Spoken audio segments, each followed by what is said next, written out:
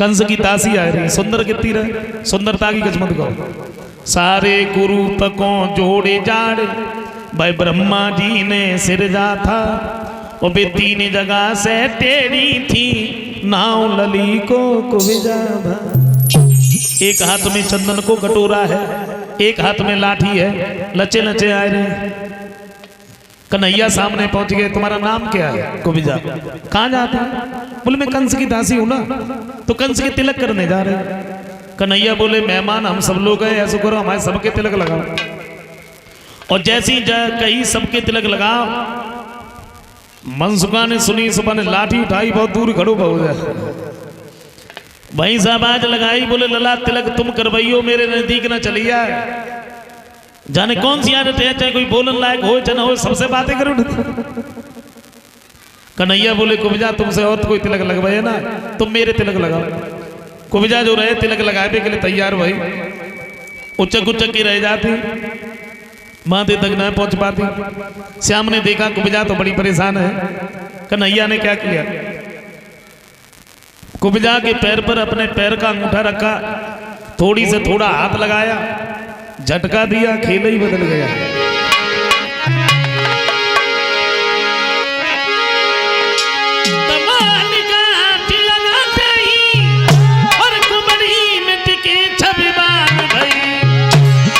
और फटी गया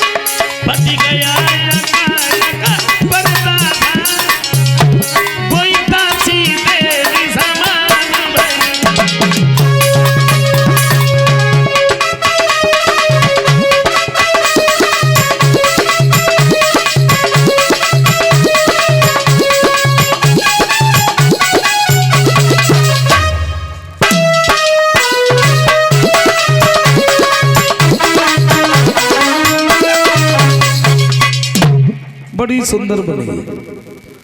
वहां से आगे बढ़ गए, जहां पर 18 तार लंबा धनुष रखा था, कन्हैया ने उस धनुष को उठाया, तोड़ दिया, नंद बाबा की रंग दिया। कंठ को खबर दी, महाराज धनुष भी टूट गया। राज सिंहासन पर बैठ करके सभा को संबोधित करता हुआ बोला, हमारे सभा में बैठे हुए सभी सज्जनों, पहलवानों, आ गया समय कुर्बानी का। ये समय आना खानी का नहीं है। जिस जगह पर एक एक दो दो पहरेदार खड़े होते, 10 10 20 लग जाओ। हमारे ससुर जरासंध ने जो हमें कुबलिया पीर हाथी दिया, दरवाजे पे खड़ा कर दो। अगर वो दोनों आए, उसी हाथी से कुचलवा करके मरवा देना। अगर हाथी से बच जाए तो पहलवानों तुमने नहीं छोड़ना। क्या कहा मैंने? मार देना।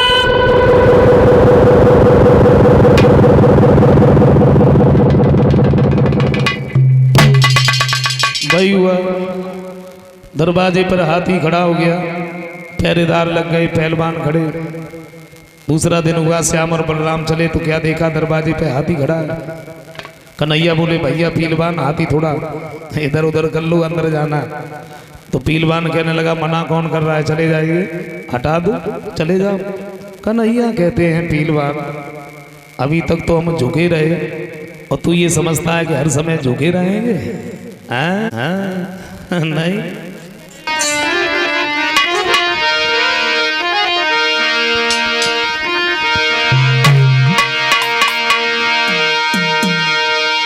अरे हम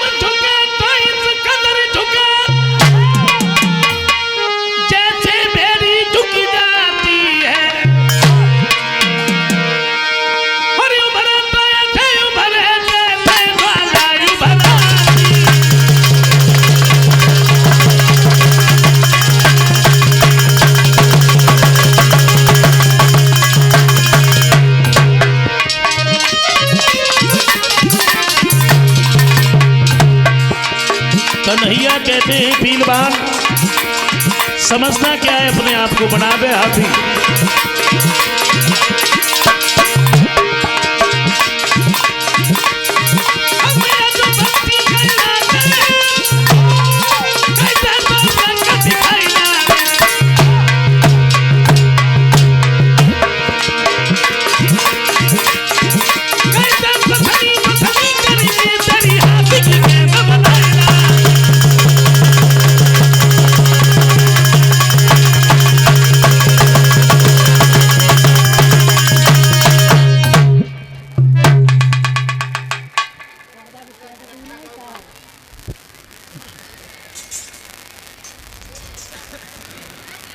आगे बढ़कर के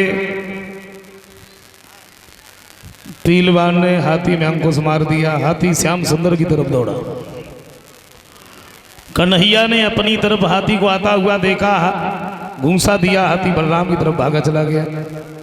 बलराम ने अपनी तरफ हाथी को आता हुआ देखा, लात दी हाथी श्याम की तरफ। अब तो फुटबॉल बना लिया।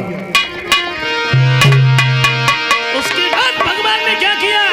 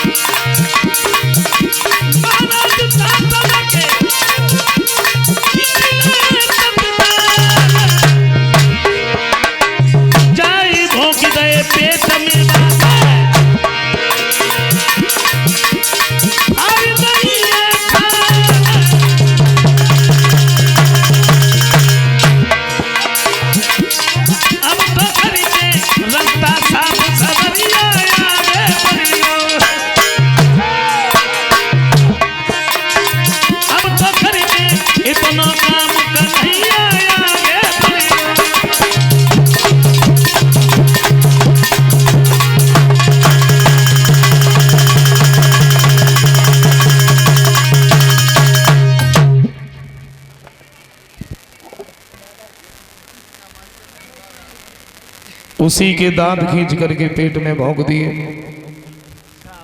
हाथी खत्म हो गया। एक एक दांत को अपने अपने कंधे पर रख करके श्याम और बलराम वहां से आगे बढ़ गए। कंस का दरबार लगा था। बुजुर्गों ने सोचा कि मेरा बेटा आ रहा है। बच्चों ने देखा तो ये सोचा कि मेरा सखा आ रहा है। और कंस ने देखा तो महसूस करने लगा मेरा काल आ रहा है। कंस चीखने लगा, पहलवानों ये दोनों मेरे नजदीक आ रहे लेकिन मेरे पास ना पाए, पकड़ करके मार दीजिए। दो पहलवान भागे, शंख और चारूर। लेकिन श्याम सुंदर ने अपनी जंघा पर जब ताल बजाई है, भूमंडल हिलने लगा। शंख और चारूर पहलवान हाथ श्याम सो मिला रहे हैं। जगत खिलाड़ी खिलवाड़न में खेल खेल में खिला रहे।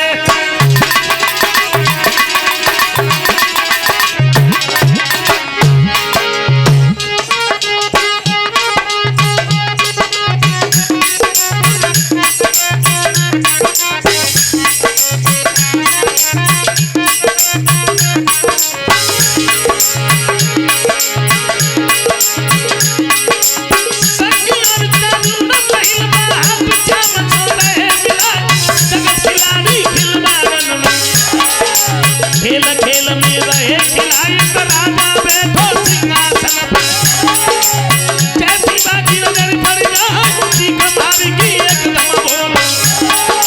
सरदारों सुनो ध्यान लगाए, बच के दोनों जाने न पाए। इन धरती में देव मिला पकड़ पकड़ के पटक पटक के।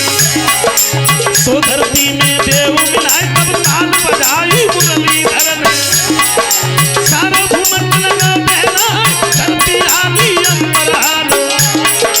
नीचे से गए अपनाए धरती आली अमर।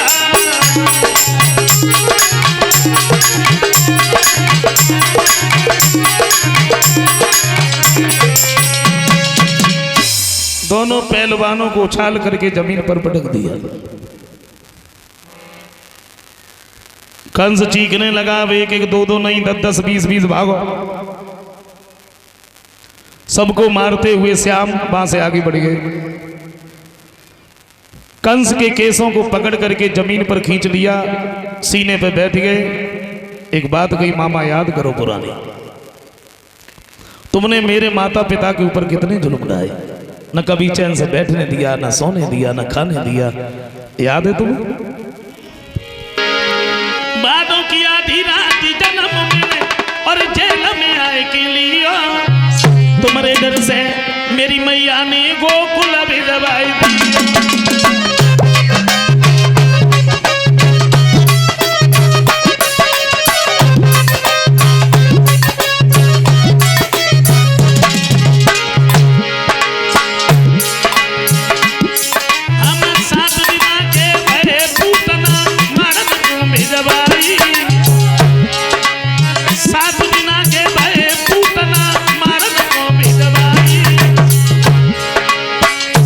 और तृणाव्रत को पीछे न लगाए।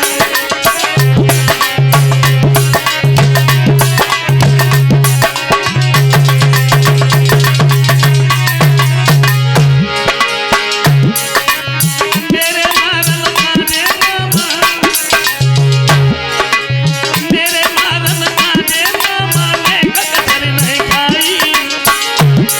अब जानी तुम्हारी न बचे है तुम करियो लाख उपाय, जान तुम्हारी न बचे है तुम करियो लाख उपाय।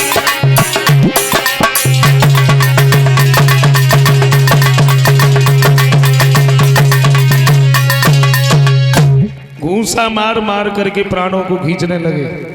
कहाँ है कंस को मारने वाले भाई? पहुंचो।